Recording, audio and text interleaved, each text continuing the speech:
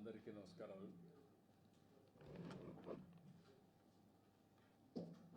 ఈరోజు మళ్ళీ ఒకసారి ఢిల్లీకి వచ్చి దగ్గర ఈరోజు ఒక 7 మంది మంత్రులు కలిసి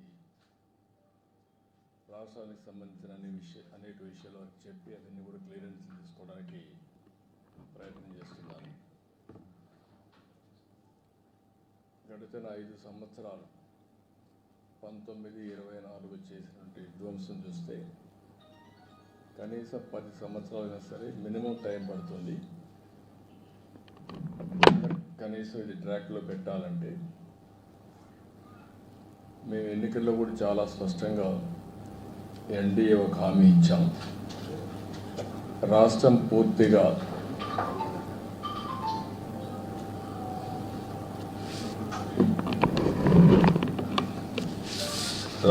పూర్తిగా విధ్వంసం పాలైంది. మళ్ళీ ఎన్డీఏ వస్తాని రాష్ట్రాన్ని పునర్నిర్మాణం చేస్తామని చాలా స్పష్టమైన హామీ ఇచ్చాం. వచ్చిన తర్వాత నేను 1 సంవత్సరం రేపటికి 12వ తారీఖు నెక్స్ట్ మంత్కి 1 ఇయర్ అవుతుంది. 1 ఇయర్లో అన్ని ప్రయత్నాలు చేసినా మళ్ళీ అన్ని డిపార్ట్మెంట్ని ట్రాక్లో పెట్టడానికి సమయం పడతా ఉంది. ఈరోజు మనం ఒకసారి చూస్తే 1-2 కాదు, ఎవ్రీ డిపార్ట్మెంటు డీఫంక్టర్ అయింది, లేకపోతే డీరైల్ చేశారు, లేకపోతే ఇర్రిపేరబుల్ డ్యామేజ్ చేసి వదిలిపెట్టారు. ఎక్కడ కూడా నేను ఎప్పుడు చూడలేదు. 4th టైం సీఎం చాలాసార్లు నేను చెప్పాను, ఎప్పుడు చూడనటువంటి విధ్వంసం జరిగింది. అయితే వేరే మార్గం లేదు, దీన్ని మళ్ళీ ట్రాక్ మీద పెట్టి రీబిల్డ్ చేయడం తప్ప వేరే మార్గం లేదు. దానికోసమే ఫైనాన్షియల్గా అయితే ఏమాత్రం కూడా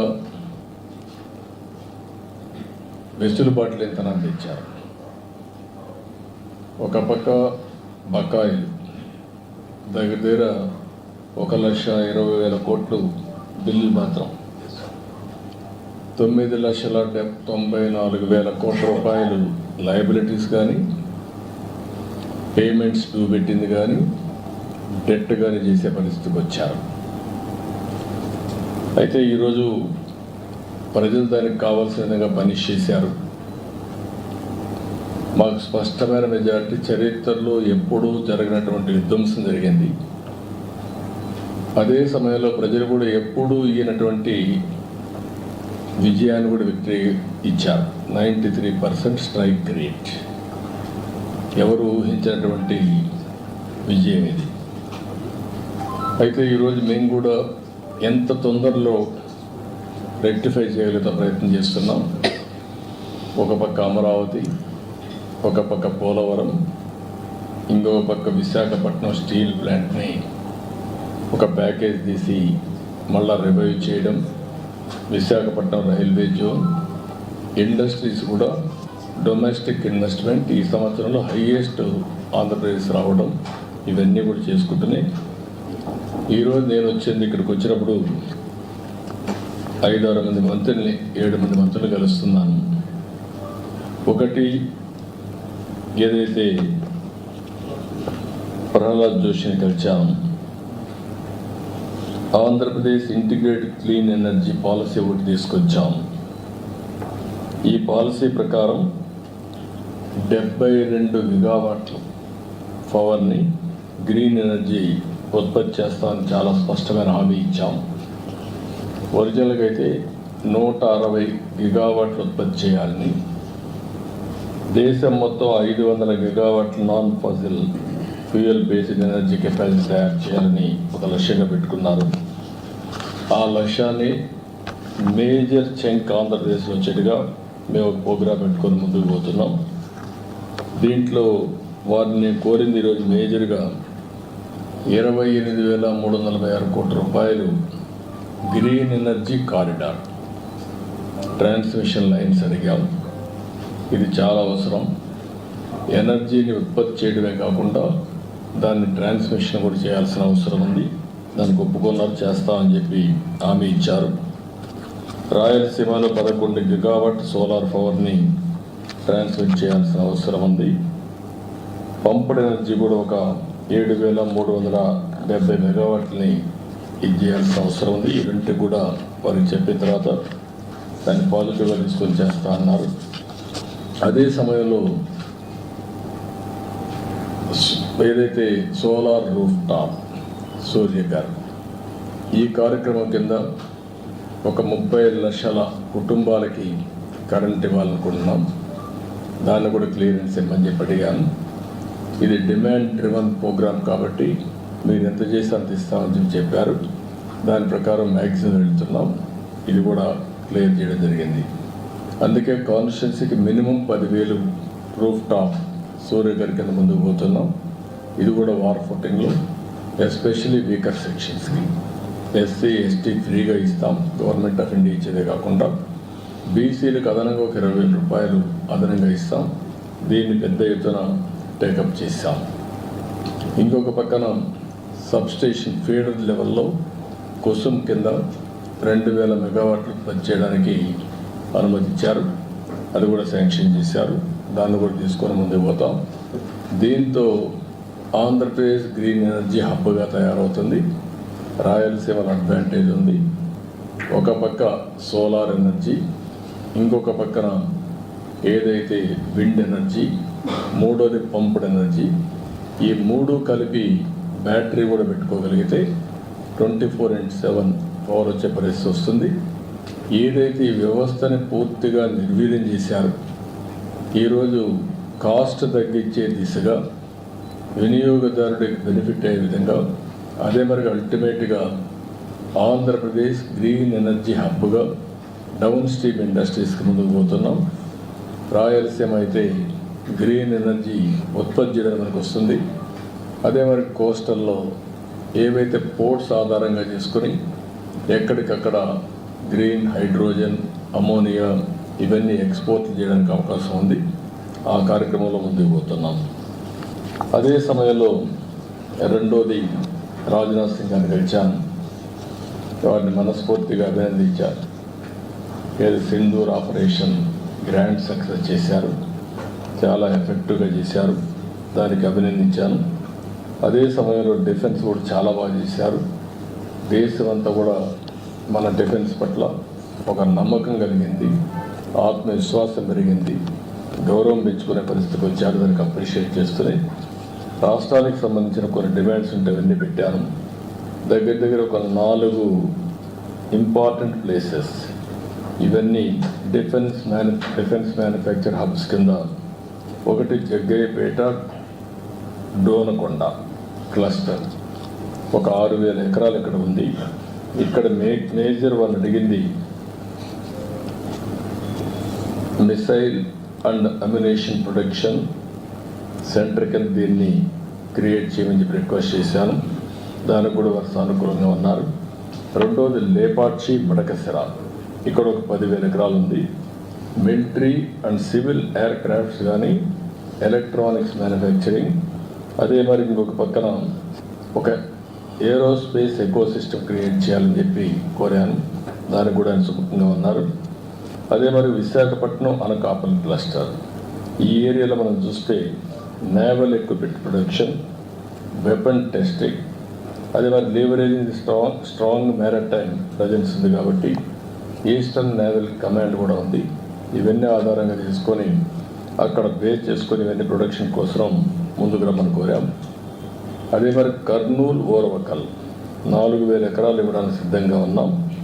ఇక్కడ military drones, robotics, advance defence కాంపోనెంట్స్ని మ్యానుఫ్యాక్చర్ చేయాలని చెప్పి కోరాను. ఇక్కడుండే డిఫెన్స్ పిఎస్యూస్ని యాక్టివేట్ చేసి ఆంధ్రప్రదేశ్లో కూడా కొన్ని క్లస్టర్స్ తయారు చేయని చెప్పి కోరడం జరిగింది. ఇది కాకుండా ఇంకొక పక్కన తిరుపతి ఐఐటిలో DRDO industry academia centre of excellence పెట్టమని కోరాను. దానికి కూడా ముందుకు వస్తున్నారు. ఇంకొక పక్కన common storage policy for ammunition, అదే మరిగా లైసెన్స్ అథారిటీస్ కావాల్సినటువంటి స్టోరేజ్కి కానీ టెస్టింగ్ కానీ ఇవన్నిటికి కామన్ ఇన్ఫ్రాస్ట్రక్చర్ క్రియేట్ చేయమన్నాం. అది కూడా చేస్తూ ఉన్నారు. ఇంకొక పక్కన పెద్ద ఎత్తున ఏరోస్పేస్ మ్యానుఫ్యాక్చరింగ్ అండ్ ఎంఆర్ఓ కూడా క్రియేట్ చేయమని చెప్పి రిక్వెస్ట్ చేశాం. ఇక్కడ మెయిన్గా ఆంధ్రప్రదేశ్లో రాయలసీమ ప్రాంతంలో Lepakshi to Orvakal hi-tech industries చేయడానికి అవకాశం ఉంది. ఒక పక్క aerospace, civil and also military aircrafts, అదే సమయంలో అదర్ ఎకోసిస్టమ్ డ్రోన్స్ కానీ ఇవన్నీ తయారు చేయడానికి అవకాశం ఉంటుంది. ఇంకొక పక్కన ఈరోజు యాపిల్ మీటింగ్ కూడా పెట్టుకున్నాం. అందరూ కూడా వచ్చారు, మ్యానుఫ్యాక్చరర్స్ అందరూ వచ్చారు. They are very positive. Especially Bengaluru to Hyderabad కారిడార్లో లేపాక్షి టు ఓర్వకల్ ఈ మధ్యలో ఎలక్ట్రానిక్స్ సిటీనే కట్టడానికి వారు సిద్ధంగా ఉన్నారు. వాళ్ళందరితో మాట్లాడాం. వాళ్ళు తొందరలోనే 3 నెలల్లో పని ప్రారంభిస్తామని హామీ ఇచ్చారు. ల్యాండ్ అవన్నీ ఫైనలైజ్ చేసి వీఆర్ మూవింగ్ ఫార్వర్డ్. అంటే ఆ రాయలసీమ ఏరియాలో మీరు ఒకసారి చూస్తే లేపాక్షి నుంచి ఓర్వకల్ వరకు ఒకటి ఏరోస్పేస్, డిఫెన్స్, సివిల్ రెండు కూడా ఎయిర్ క్రాఫ్ట్స్ ఇవన్నీ తయారు చేయడానికి, ఎంఆర్ఓ తయారు చేయడానికి ఒక పక్క బెంగళూరు ఎయిర్పోర్ట్ ఉంది, పక్కనే పుట్టపర్తి ఎయిర్పోర్ట్ ఉంది, ఓర్వకల్ ఎయిర్పోర్ట్ ఉంది, అటు సైడ్ పోతే హైదరాబాద్ ఎయిర్పోర్ట్ ఉంది, మధ్యలో కూడా ఇంకొక ఎయిర్పోర్ట్ వచ్చే అవకాశం ఉంటుంది. డిఫెన్స్ కానీ ఈ రెండు చాలా వస్తాయి. మూడోది అక్కడికి వచ్చే కొందికి ఎక్కువగా ఎలక్ట్రానిక్స్ కోసం మ్యానుఫ్యాక్చరింగ్ హబ్గా తయారు చేస్తాం. డ్రోన్స్ అన్నీ కూడా మిలిటరీకే కాకుండా కమర్షియల్గా మనం వాడుకోవడానికి ఏమేమి కావాలనో యూస్ కేసెస్ అని తయారు చేసి ఇప్పటికే డ్రోన్ సిటీ పెట్టాం. First of it's kind in India. Use cases అన్ని తయారు చేస్తున్నారు.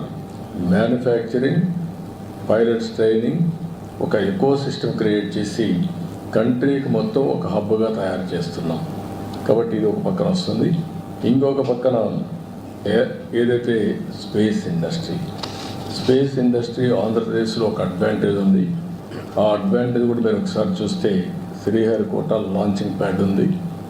దేశంలో ఎక్కడ లేని ఇన్ఫ్రాస్ట్రక్చర్ ఉంది. దాన్ని అవకాశంగా తీసుకొని ఆ ఏరియాలో ఒక 2000 ఎకరాల్లో ఒక క్లస్టర్ ఒకటి ఏర్పాటు చేసి, ఒక సిటీ ఏర్పాటు చేసి, ప్రైవేట్ సెటిలైట్స్ లాంచింగ్ అంతా అక్కడ మ్యానుఫ్యాక్చరింగ్, లాంచింగ్ రెండు కూడా పోతున్నాం బై యూజింగ్ శ్రీహరికోట. దాన్ని కూడా నేను రిక్వెస్ట్ చేశాను. అది కూడా వర్కౌట్ చేస్తున్నాను. అంటే ఇవన్నీ వస్తే రాయలసీమలో హైటెక్ ఇండస్ట్రీ పెద్ద ఎత్తున వస్తుంది, ఒక హబ్గా తయారవుతుంది, దేశానికి ఒక తలమారికంగా తయారయ్యే అవకాశం వస్తుంది. వాళ్ళు కూడా ఎలక్ట్రానిక్ సిటీ వాళ్ళు కూడా మేజర్ కన్సార్టివ్లో ఉంటారు. యాపిల్ ఆల్ మ్యానుఫ్యాక్చరర్స్ ఎంఓఈ చేసుకుంటా ఒక 3 నెలల్లో వర్క్ స్టార్ట్ చేయాలని చెప్పాం. పాలసీస్ అన్ని వర్కౌట్ చేస్తున్నారు. ఆల్ ఇన్ఫ్రాస్ట్రక్చర్ ప్రొవైడ్ చేసే బాధ్యత మాది. Employment plus development. ఎందుకంటే ఒక పక్కన ఆ ఏరియాలో మీకు పెద్ద advantage Bengaluru airport, air cargo, see cargo, Krishnapatnam port, road కూడా ఉన్నది బెస్ట్ రోడ్. సిటీస్ చూస్తే బెంగళూరుకు నేచురల్ డెస్టినేషన్ టువర్డ్స్ లేపాక్షి. కాబట్టి ఇన్ని అడ్వాంటేజెస్ ఉన్నాయి. కాబట్టి they are also showing interest. ఇది పెద్ద హబ్గా తయారు చేస్తాం. That is where we are working. ఇది కాకుండా ఇంకొక పక్కన నేను ఇప్పుడే డిఫెన్స్ మినిస్టర్తో మాట్లాడినప్పుడు భారత్ ఎలక్ట్రానిక్స్ లిమిటెడ్ పాలసముద్రం అనంతపురం జిల్లాలో ఉంది. దీన్ని కూడా లాజికల్గా తీసుకుపోవాలి. మొన్నే అన్ని ఇన్సెంటివ్స్ ఇచ్చాం, లాజికల్గా తీసుకుపోవాలని చెప్పి అడిగాను. దాన్ని కూడా వర్కౌట్ చేస్తామన్నారు. ఇంకొక పక్కన యుఏటిఎన్ఎల్ అదే మరిగా మిథాని అండ్ నాల్కో వీళ్ళందరూ కూడా 60,000 TPA high end aluminium alloys production plant నెల్లూరులో ఉంది. దానికి కూడా అన్ని క్లియరెన్స్ ఇచ్చాం. దాన్ని తొందరలో అమలు చేయమని చెప్పి రిక్వెస్ట్ చేశాను. ఇంకొక పక్కన ఇవి కాకుండా ఏదైతే మనకు నాగాయలంక ఇప్పుడు మిసైల్ టెస్ట్ రేంజ్ మొన్నే ఇచ్చారు. అంత మునిపే మిసైల్ టెస్ట్ రేంజ్ ఫెసిలిటీస్ సూర్యలంకలో వచ్చాయి. ఈ రెండు వచ్చిన తర్వాత డోనకొండ ఎయిర్ స్పేస్ తయారు చేయడానికి ఎయిర్ ఫోర్స్ని IAF అని తీసుకోమని అక్కడ డెవలప్ చేయమని చెప్పి కోరాం. ఒక స్ట్రాటజిక్ లొకేషన్గా తయారవుతుంది. దీన్ని కూడా ఆయన కోరడం జరిగింది. దానికి కూడా ముందుకు వచ్చే పరిస్థితికి వస్తే తొందరగా చేస్తూ ఉంటున్నారు. విశాఖపట్నం కూడా మీరు చూస్తే naval equipment and weapons testing facility పెట్టమని, ఏదైతే ఈస్టర్న్ నేవల్ కమాండ్ ఉంది కాబట్టి అక్కడ national advanced of sure base పెట్టుకొని ఇవన్నీ డెవలప్ చేయమన్నాం. దీనికి కూడా ముందుకు వస్తామని చెప్పారు. అంటే మొత్తం ఇంకొక పక్కన ఆంధ్రప్రదేశ్లో ఆర్మీ కంటోన్మెంట్ లేవు. Very interesting. ఉండేవి తెలంగాణకు వచ్చాయి, తమిళనాడుకు వచ్చాయి, కర్ణాటకకు వచ్చాయి. ఆంధ్రప్రదేశ్లో మాత్రం ఎలాంటి మిలిటరీ కంటోన్మెంట్ లేని పరిస్థితి వచ్చింది. ఆంధ్రప్రదేశ్లో కావాలి, అది కూడా చెప్పాను, వర్కౌట్ చేస్తూ ఉన్నారు. It will come. ఇవి కాకుండా ఈరోజు నేను కలిసింది CR పార్టీని కలిశాను. యాజ్ యూజువల్ పోలవరం రిపోర్ట్ చేశాను. ఫాస్ట్ ట్రాక్లో పోలవరం ముందుకెళ్తా ఉంది. 2027కి పూర్తి చేయడానికి అన్ని విధాలు దాన్ని తీసుకెళ్తున్నాం. వీలైతే 2027 మార్చికే చేయాలని కూడా ఒక ఆలోచన చేస్తున్నాం. ఎక్కడ కూడా స్పీడ్లో కానీ లేకపోతే క్వాలిటీలో కాంప్రమైజ్ లేదు. ఇంటర్నేషనల్ కన్సల్టెంట్స్ ఉన్నారు. CWC ఓవరాల్ సూపర్విజన్ పెట్టారు. Ministry of water resource minister అయితే 2 monthsకి ఒకసారి రివ్యూ చేసుకుంటున్నారు. అల్టిమేట్గా ఎక్కడా రాజీ పడకుండా క్వాలిటీ కింద ముందుకు పోతున్నాం. ఎలాంటి రాజీ పడకుండా ఓవర్ ల్యాపింగ్, ఓసారి క్వాలిటీ కాంప్రమైజ్ కాకుండా టైం కావాలంటే తీసుకుని కంటిన్యూగా ప్లానింగ్ చేసి ఎంత తొందరగా అయితే తొందరలో పోలవరం పూర్తి చేసి జాతికి అంకితం చేస్తాం. పోలవరం మీ అందరికీ తెలుసు, ఒక డ్రీమ్ ప్రాజెక్ట్. తెలుగు జాతికి ఇది ఒక పెద్ద వరం. అలాంటి ప్రాజెక్ట్ని డయాఫామ్ వాల్ మొత్తం గోదావరిలో కలిపేసి ఈరోజు మళ్ళీ వేరే డయాఫామ్ వాల్ 400 కోట్లతో చేసిన దాన్ని ఈరోజు దగ్గర 980 కోట్లు ఖర్చు పెట్టే పరిస్థితికి వచ్చాం. మోర్ దెన్ డబల్ మళ్ళా ఖర్చు పెట్టి ప్యారలల్ డయాఫామ్ వాల్ కట్టే పరిస్థితికి వచ్చాం. కాస్ట్ కూడా పెరిగింది. అయితే ఓసారి ప్రజాస్వామ్యం హెవీ ప్రైస్ కూడా పే చేస్తుంది. అదే జరిగింది. ఏదైనా కూడా ప్రాజెక్ట్ని ఏమాత్రం నిర్లక్ష్యం చేయకుండా పూర్తి చేస్తున్నాం. It is going on war footing. తప్పకుండా 2027 పూర్తి చేసి జాతికి అంకితం చేస్తాం. As per the schedule, even ahead of the schedule. Water level కూడా phase 1 పూర్తి అవుతాని. అది మనకు బైఫర్కేషన్ యాక్ట్లో పెట్టినటువంటి ప్రొవిజన్. అది పూర్తి స్థాయి నీళ్లు పెట్టాలి. దానికి రీహాబిలిటేషన్ అంతా గవర్నమెంట్ ఆఫ్ ఇండియా ఇవ్వాలి. దాన్ని కూడా గవర్నమెంట్ ఆఫ్ ఇండియాతో వర్కౌట్ చేసుకుంటాం. ఇక్కడికి వచ్చినప్పుడు మళ్ళీ పోలవరం బనకచెర్ల ఒక ప్రాజెక్ట్. దీన్ని ఎక్కడికక్కడ వర్కౌట్ చేస్తున్నాం. ఇందులో కూడా ఎందుకంటే గవర్నమెంట్ ఆఫ్ ఇండియా మొత్తం చేయమంటే అన్ని రాష్ట్రాలు ఉన్నాయి కాబట్టి చేస్తారని వాళ్ళు ఒక్కరే చేయలేదు.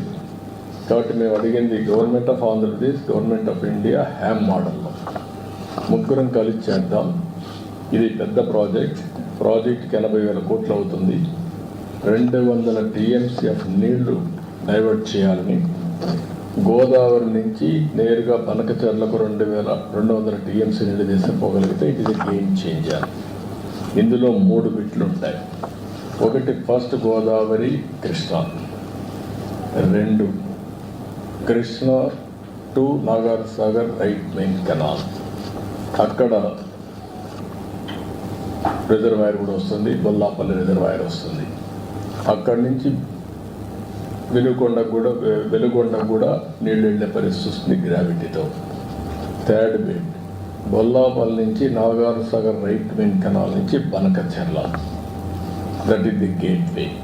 అక్కడికి వెళ్తే ఆల్ రిజర్వాయర్స్కి, ఆల్ కెనాల్స్కి మనం కనెక్ట్ చేసే పరిస్థితి వస్తుంది, ఇన్క్లూడింగ్ సోమశిల, కందలేర్ అండ్ తిరుపతి బాలాజీ సాగర్ కూడా వచ్చే పరిస్థితి, రిజర్వాయర్కి వచ్చే పరిస్థితి వస్తుంది. ఇది మొత్తం కలిసి దగ్గర 80,000 కోట్ల రూపాయలు అవుతుంది. దీనివల్ల గాలేరు నగరికి, హంద్రి నివాకి, తెలుగుకి, వెలుగొండకి అన్నిటికీ ఆల్మోస్ట్ అన్నిటికీ నిండించే పరిస్థితి వస్తుంది. దీన్ని తొందరలోనే 1 month లోపల ఎగ్జామిన్ చేయమన్నాం. ఇది ఎవరికి కూడా వ్యతిరేకం కాదు. ఈరోజు తెలంగాణ రాష్ట్రంలో అక్కడ చిన్న ప్రాజెక్ట్, వాడు కూడా కొన్ని ప్రాజెక్టులు చేస్తున్నారు గోదావరి మీద. అక్కడ మిగిలిన నీళ్ళు ఇక్కడికి వస్తే ఇక్కడ ఏ రాష్ట్రానికి పోయే పని లేదు. ఈ నీళ్ళన్నీ నేరుగా విత్ ఇన్ ది స్టేట్. ఇది intra river linkage, not inter state river linkage. Water dispute కూడా లేని ప్రాజెక్ట్. వేరే రాష్ట్రానికి అభ్యంతరం ఉండడానికి అవకాశం లేదు. ఎందుకంటే ఈ నీళ్ళన్నీ కిందికి వచ్చిన తర్వాత కిందన వచ్చిన నీళ్ళని, సముద్రంలో పోయే నీళ్ళని, మిగులు జలాల్ని ఆధారంగా చేసుకుని ఈ ప్రాజెక్ట్ కట్టుకుంటాం. దీనికి గవర్నమెంట్ ఆఫ్ ఇండియా పర్మిషన్ ఇస్తే ఇమీడియట్ వర్క్ స్టార్ట్ అవుతుంది. దీనికి కూడా వర్కౌట్ చేస్తున్నాం. గోదావరి జలాల్లో మిగులు జలాలు కాకుండా ఇప్పటికే గోదావరి జలాలపైన పైనంతా కట్టారు.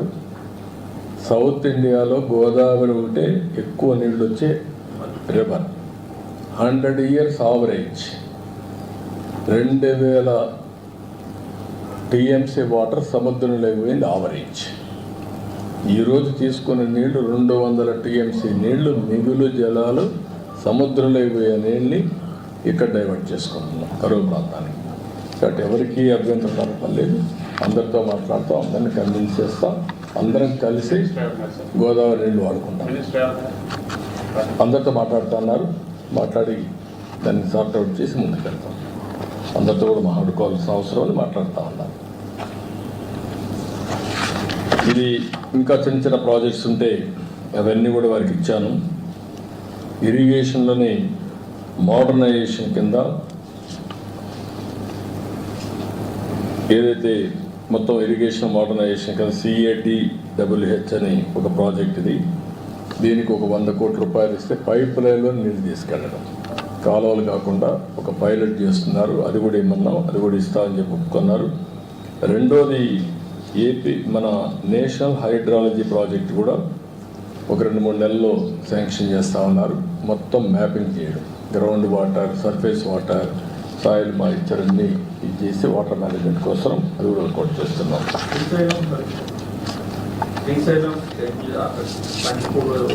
అవన్నీ రిపేర్ చేయాలి. అది నేను ఈరోజు డిస్కస్ చేయలేదు, అది ఆటోమేటిక్గా చేపిస్తాం. ఇక్కడికి వచ్చినప్పుడు విజయ్ సింగ్ గారిని వచ్చాను, స్పేస్ టెక్నాలజీ ఒకటి మాట్లాడాను. 2 విజ్ఞాన్ ధార కింద తిరుపతి IIT ఉంది, ఐజర్ ఉంది, సతీ సైఫ్ అంటే sophisticated analytical and technical help institute ఒకటి, సోఫిస్టికేటెడ్ అనలిటికల్ ఇన్స్ట్రుమెంటల్ ఫెసిలిటీ 2 కూడా పెట్టమని చెప్పి కోరాను. ఈ అగ్రీడ్, ఆయన వర్కౌట్ చేస్తా అన్నారు, అది కూడా వస్తుంది. National super computer machine Tirupati IITలో కానీ ఐజర్లో పెట్టమని చెప్పి ఒకటి రిక్వెస్ట్ చేశాం. Biotechnology bioridge scheme medtech zone ఉంది, అందులో దీన్ని పెట్టమని చెప్పి కోరాం. అది కూడా అటు state government of India, medtech 3 కలిసి ట్రైపేటరేట్ అగ్రిమెంట్ తీసుకొని చేస్తూ ఉన్నారు. CSIR ల్యాబ్ ఆంధ్రప్రదేశ్లో లేవు, 37 ఉన్నాయి. 37లో చూస్తే ఈ ల్యాబులు లేని ఏకైక రాష్ట్రం ఆంధ్రప్రదేశ్. ఎంతో పని హైదరాబాద్లో అన్నీ వచ్చాయి, 300 దాకా వచ్చాయి. ఇక్కడ మాత్రం ఏదీ రాలేదు. ఆ విషయం చెప్పాను, చెప్తే ఇమీడియట్గా సెట్ చేస్తా అన్నారు. ఇది కూడా శాంక్షన్ చేస్తూ ఉన్నారు. ఇది కాకుండా స్పేస్ సిటీది నేను ముందే చెప్పాను. స్పేస్ సిటీ వస్తే ఈ సెటిలైట్స్ అని ప్రమోట్ చేయడం, కమర్షియల్ సెటిలైట్స్ రావడం, కాస్ట్ ఆఫ్ సెటిలైట్ వల్ల మొత్తం డేటా కలెక్షన్ చాలా ఈజీ అవుతుంది. దీన్ని కూడా వర్కౌట్ చేస్తున్నారు. ఫైనల్గా హోమ్ మినిస్టర్ గారు రివ్యూ పెట్టారు ఈరోజు లా అండ్ ఆర్డర్ పైన. ఆయనతో కూడా అన్ని రివ్యూ చేసుకున్నాం. రివ్యూ చేసిన తర్వాత హోమ్ మినిస్టర్ గారు నేను గడిచినటువంటి టెక్నాలజీ, న్యూ క్రిమినల్ లా ఇవన్నీ రివ్యూ చేస్తున్నారు. Part of his ministry. ఇప్పటికీ ఒక 24 రాష్ట్రాలని రివ్యూ చేశారు. ఈరోజు మంది కూడా అయింది. దానికి కొన్ని సూచనలు ఇచ్చారు, అవన్నీ చేస్తున్నాం. అదే సమయంలో నేను పర్సనల్గా కలిసి అమరావతి దీనికి బైఫర్కేషన్ యాక్ట్లో 10 years తర్వాత కామన్ రాజధాని హైదరాబాద్ అయిపోయింది. ఇప్పుడు నోటిఫై చేయాల్సిన అవసరం ఉంది. ఇంత మునిపే అమరావతిని క్యాపిటల్గా చెప్పారు, రికగ్నైజ్ చేశారు. ఇప్పుడు యాక్ట్లో పెట్టారు కాబట్టి 10 years అయింది కాబట్టి దీన్ని యాక్ట్లో పెట్టి బైఫర్కేషన్ యాక్ట్లో నోటిఫై చేయాల్సిన అవసరం ఉంది. అది కూడా చెప్పాను, చేస్తామన్నారు. అమెండ్మెంట్స్ తీసుకొస్తామని చెప్పి హామీ ఇచ్చారు. అదే మరి రాయలసీమలో ఉండే వాలంటీర్ ఆర్గనైజేషన్ ఆర్డిటి ఆ విషయం కూడా మన హోమ్ మినిస్టర్ గారి దృష్టి తీసుకొచ్చాను. ఎందుకంటే one of the best servicing organisation అది. ఎప్పటి నుంచో అక్కడ హెల్త్, ఎడ్యుకేషను, రాయలసీమ డెవలప్మెంట్ కోసం ఎనలేని కృషి చేశారు. నేను లెటర్ ఇచ్చి దీన్ని తప్పకుండా కన్సిడర్ చేయాలని రిక్వెస్ట్ చేశాను. అది కూడా ఎగ్జామిన్ చేస్తానని చెప్పి హామీ ఇచ్చారు. ఈ బ్రీఫ్గా నిర్మలా సీతారామన్ గారి దగ్గరికి వచ్చినప్పుడు మాకుండే ఫైనాన్షియల్ ప్రాబ్లమ్స్ అన్నీ ఎప్పటికప్పుడు ఎక్స్ప్లెయిన్ చేసి, ఇంకా బెయిల్అవుట్ కావడానికి ఇంకా కొంచెం టైం పడుతుంది, ఏ విధంగా చేస్తారో శాసకి కింద కానీ, లాస్ట్ టైం ఒక స్కీమ్ పెట్టారు, పూర్వోదయ స్కీమ్ పెట్టారు. ఆ పూర్వోదయ స్కీమ్ కింద కొంత డబ్బులు ఇప్పించమని కోరాను. ఈ రెండూ కాకుండా ఇంకొక పక్కన మనకు బకాయిలు రావాల్సినవి అంటే వేరియస్ రీజన్స్ వల్ల కట్ చేశారు, అవి కూడా ఇమ్మని చెప్పి రిక్వెస్ట్ చేశాను.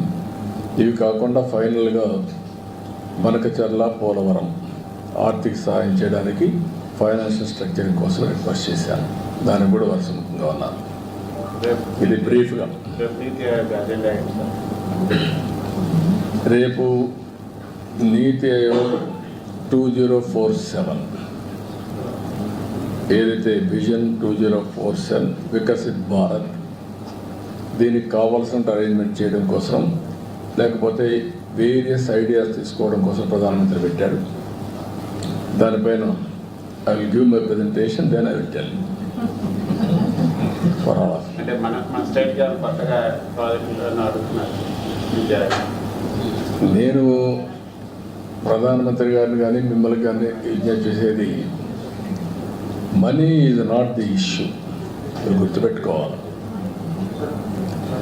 ఆల్వేస్ ఒక పాజిటివ్ పబ్లిక్ పాలసీ.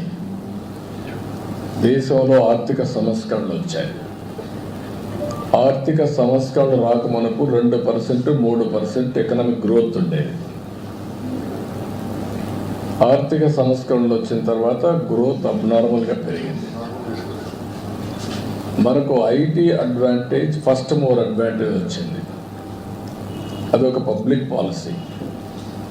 ఒక్క ఐటీతో ఈరోజు ప్రపంచం మొత్తం భారతీయుల యొక్క శక్తి, హైయెస్ట్ పర్ క్యాపిటల్ ఇన్కమ్కు చిరునామాగా తయారయ్యారు.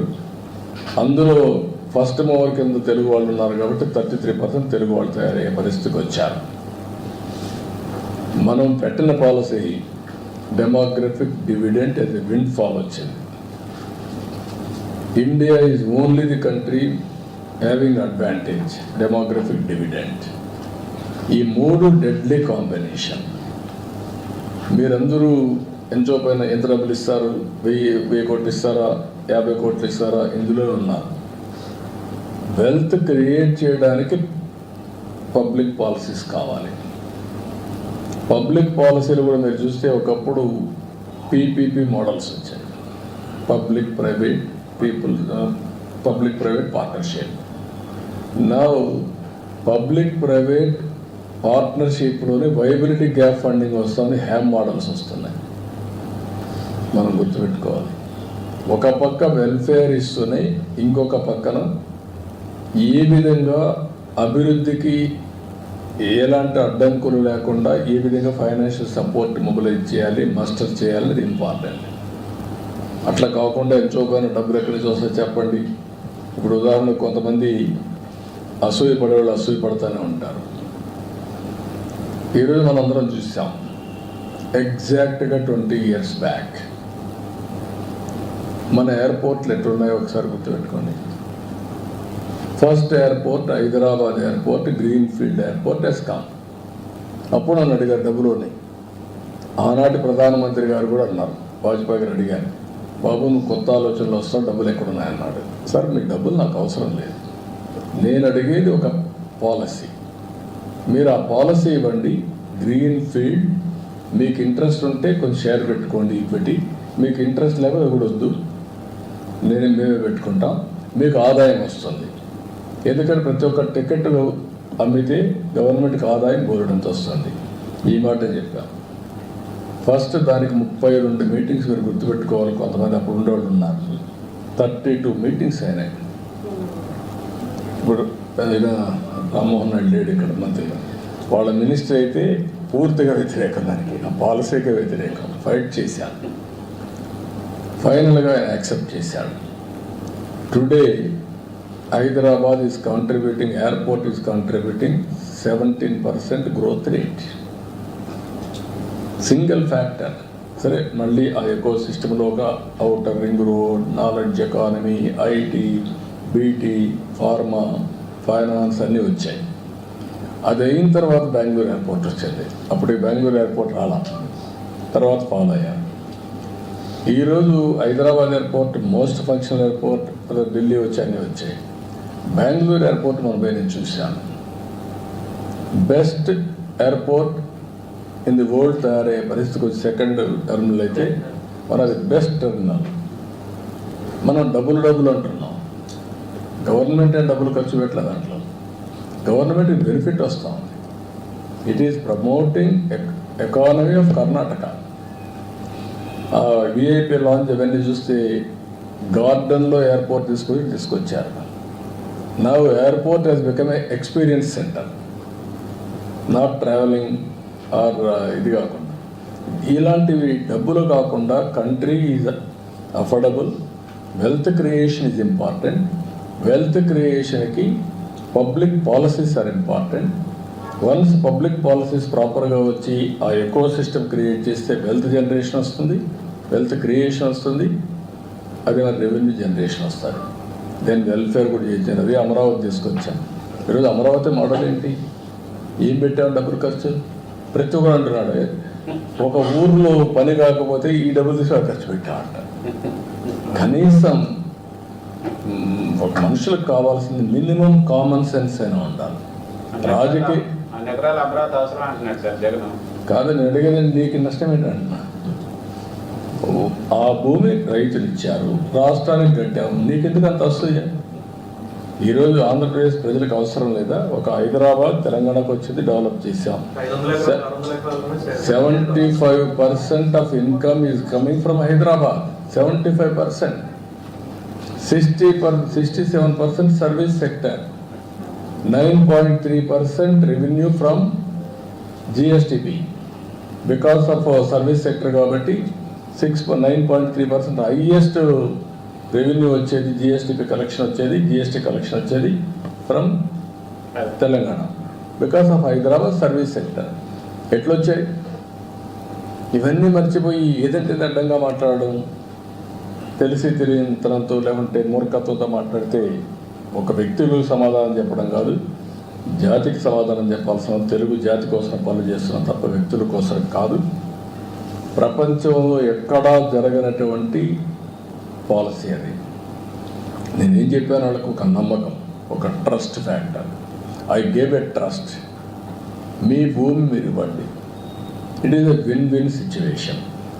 మీరు ఒక విధంగా చెప్పాలంటే రాజధానికి మీరు త్యాగం చేస్తున్నారు, మీరైతే నష్టపోరు. ఒక సెంటిమెంట్ ఉంటుంది మీకు, మా పూర్వీకుల నుంచి ఈ ల్యాండ్ ఉందని. మీ పూర్వీకుల నుంచి ఈ ల్యాండ్ ఉంది కాబట్టి ఇక్కడే కూర్చుంటే మీరు ఇప్పటికి ఇట్లా ఉంటారు. రాజధానికి ఇస్తే చరిత్ర తిరగరాస్తారు. మీ జీవితాలు కూడా మెరుగుపడతాయని చెప్పాను. ఒక నమ్మకం ఇచ్చారు, కొంత సఫర్ కూడా అయ్యారు. 29,000 ఎకరాలు 29,000 మంది రైతులు 34,000 ఎకరాలు ల్యాండ్ పూలింగ్లు ఇచ్చిన చరిత్ర ఒక్క అమరావతికి వచ్చింది. దాన్ని కూడా చిన్నాభిన్నం చేయడానికి అన్ని విధాల ప్రయత్నం చేశారు, ఏం చేయలేకపోయారు. ఆ power of Amaravati is so strong. ఇప్పుడు నిన్న నేను చూసింది, అక్కడ హైదరాబాద్, బెంగళూరు లాంటి ఎయిర్పోర్ట్ ఇంకా బెటర్ ఎయిర్పోర్ట్ ఇక్కడ రావాలని. మనం డబ్బులు పెట్టడం లేదు, వాళ్ళే కడతారు. వాళ్ళు కడితే మనకు రెవెన్యూ వస్తుంది, అమరావతిలో ఇంటర్నేషనల్ ఎయిర్పోర్ట్ వస్తుంది, రావాలి. కాకపోతే డెవలప్ అవుతే ఎట్లా ఉంటే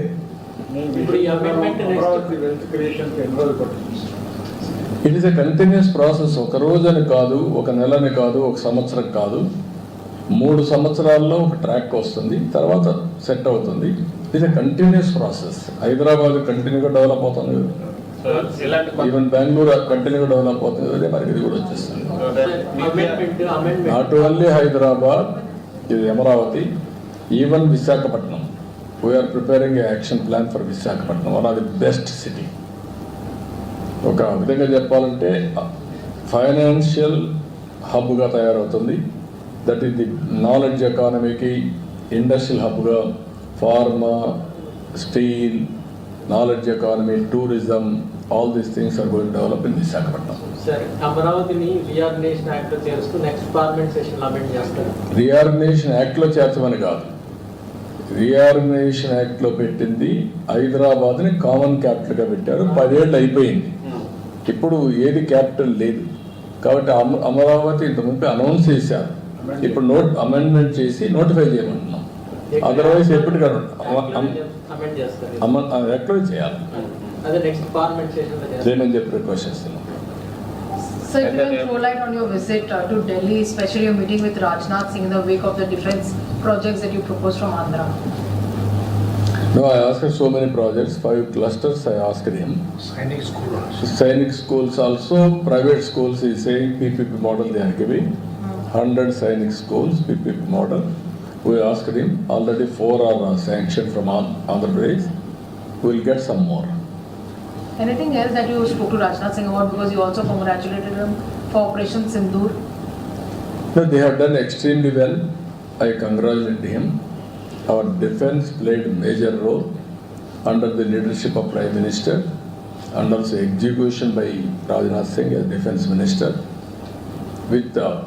They have done with the precision and perfection. Sir, but this Operation Sindoor also exposed us to a lot of diplomatic challenges. No diplomatic challenges. What is the problem? So the No, anybody, I am asking you, can you support terrorism? If world has watched terrorism, we are fighting against terrorism. Not only terrorism, any violence, any kind, either extremism or rowdyism or economic terrorism, country cannot bear it. Terrorist activities, any form, all of us has to condemn. Otherwise, what is the safety for you to sit here? I am asking you. You want that life? Any civilized world? We are living in a civilized world. Civilized world cannot tolerate terrorist activity or terrorism for that matter. So my next question is on the tolerance bit. On the Operation Sindoor, on the recent arrest of Ashoka University professor, just for opinionating his opinions, he was a little critical of the government and he was arrested. So when we talk about Vincent Bharat, and also talk about... No, what I am asking you, nation first. Yes. By sitting in the nation, you can talk. You cannot talk other countries or praising other countries. What is that? I am asking you. Democracy. But by damaging, even by sitting in India, you can operate for Pakistan. Is it right? Some people are operating. Yesterday, you have seen some YouTube Yes, a lady. lady. What is this? You are democracy means not a freelancer to damage the nation. Everybody should have a restraint. You can contribute. One side, defense people are killing. Some places, innocent people I have seen, they told me, I received the dead body. I have seen eyewitness. I spoke to him. Within 2 minutes, before his eyes, they killed them. Is it right? So all of you have to think, if you are in that position, how you are behaving. That is important. Yes, entire country is totally boiled. All of us have to understand this. Sentiment of the people and security of the common man. Even defense at the cost of countries expended. We are all spending so much of money. Why we are spending money? To protect ourselves, our nation. So one thing that the Prime Minister said is the way in which indigenous defense equipments have come to the fore. As a state which is also looking at making its development path forward and also contributing towards Viksit Bharat, do you think that indigenous procuring of equipment from India is going to be important in the coming times? No, 100% we need indigenous equipment with the latest technologies. That is order of the day. That is where PM made a program, Make in India, Made in India, that helped us. Or otherwise, other technologies are vulnerable, always. Your own technology, always you will have your own USP. And also total protocol under our control. So you spoke about the green energy corridor. Could you tell us, because a lot of us don't understand Telugu, so could you tell us something about... So we are going in a big way. PM has given a program, 500 gigawatts. He wanted to produce green energy. In that program, we offered 72 gigawatts. We are near completion. We want to go 150 to 160 gigawatts we are planning in the near future. In Andhra Pradesh, Rayalaseema is a very good place for solar, wind and pumped energy because of platoon, particular platoon advantages. Now added to that, battery also we are going. That is green energy we are going to use for green hydrogen, ammonia, downstream industries. Already one project, NTPC and Government of Andhra Pradesh, our NetCap, they are having a joint venture. 1,60,000 crores, they are going to start one project for green hydrogen. Another thing, Greenco has started. They are also going for green ammonia in Kakinada. We are having excellent cost also for export of green hydrogen and also downstream industries. Andhra Pradesh is going to become green energy hub. So how many green jobs will it create and what kind of scaling do you think will require? So it is a new energy. Jobs, for example, biofuel. Reliance has come to set up 500 units. Nearly 2.5 lakh jobs are going to create. 65,000 crores they are going to spend. Any time frame, sir? 3 years time. That is how we are working every project with a time frame. Day of MOU, we are having completion date. So what are the pending dues of the states which the center has to clear? Which one? How much are pending dues? Pending dues. More than 1,20,000 crores we are able to clear some bills. Still there are pending. No, the pending dues. From the central government, Central మీకు రావాల్సిన pending లో No, not central government. Previous government pending dues. Not from central government. Central government they have overdrawn and diverted. 92 central sponsored schemes. They gave money. Previous government spent that money for other purpose. They diverted. Now they have blacklisted Andhra Pradesh, not eligible for 92 schemes, central sponsored schemes. Now, 74 we revived. already 74 we have revived. Everything we want to revive. Even Jal Jeevan Mission, country is using. they have used only 2,000 crores, that too borewell water for drinking. Sir మీరు home ministry కలిసినప్పుడు మన రాష్ట్ర sir. కుంభకోణాల గురించి ఏమైనా చెప్తారు? అవి ఎప్పుడు చెప్తూనే ఉన్నాం కదా, మీరందరూ చూస్తూనే ఉన్నారు కదా. అట్లా కాదు సార్, లిక్కర్ కుంభకోణం జరగలేదు, అసలు బీచ్ బ్యాంక్లోని కుంభకోణం జరుగుతుంది, అమాయకులైన వాళ్ళని అరెస్ట్ చేస్తున్నారు జగన్మోహన్ రెడ్డి చెప్తున్నాడు సార్. నేను ఆ విషయాలు మాట్లాడదలుచుకోలేదు. Investigation is going on. Investigation will decide, will establish. నేను not Sir, your comment on the first phase will get over, sir. But no, total project almost all will be over, and also from there onwards only submergence area, land acquisition, all those things will be pending. So you talked about Telangana a few minutes ago. The Chief Minister of Telangana has been named in the ED charge sheet of donating lakhs of money in the National Herald case. Revanth Reddy, also the Deputy Chief Minister D.K. Shiv Kumar of Karnataka, has been named by the Enforcement Directorate of donating money in the National Herald case. Your comments? When? Today, sir.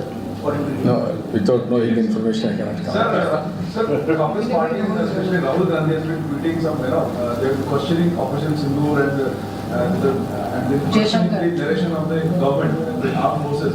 How do you comment, sir, on this? Sir, I am very clear on that. Sindoor, nobody should criticize or attack. That is not correct approach. Operation Sindoor is an inevitable situation to protect ourselves. No provocation. They came to our land, they killed 27 innocent people. Then naturally you have to hit back to create confidence among our citizens. Or otherwise, what is going to happen for this nation? How to protect this nation? Why you are spending so much of money on defense? We are not going wars against others or other countries. Anybody will come. They will create problem. They will kill our people. It is our right to fight it out. That is very clear. All, irrespective of political parties, irrespective of individuals, society, intellectuals, everybody has to support. Then I am very clear. You also. You should not ask. You should condemn there itself. That is the spirit I want to build up this country. Otherwise, why should we work like this? Nation first, individuals next, agenda next. You have to keep in mind, all of you. Delhi liquor case 100 కోట్లు sir, AP liquor case 20 కోట్లు sir. అవన్నీ నీకు తొందరగా తెలుస్తాయి కదా, నేను మాట్లాడేందుకు. Okay,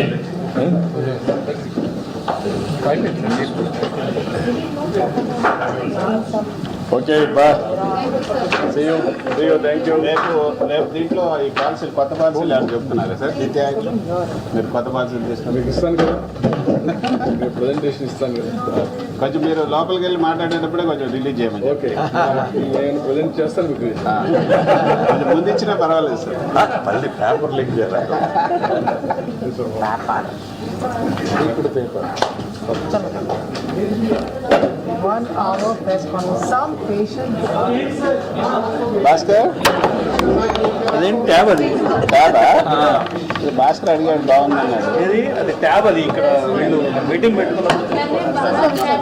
place करवा दिया 9 बजे 9 बजे आने के लिए भेज देंगे बाहर.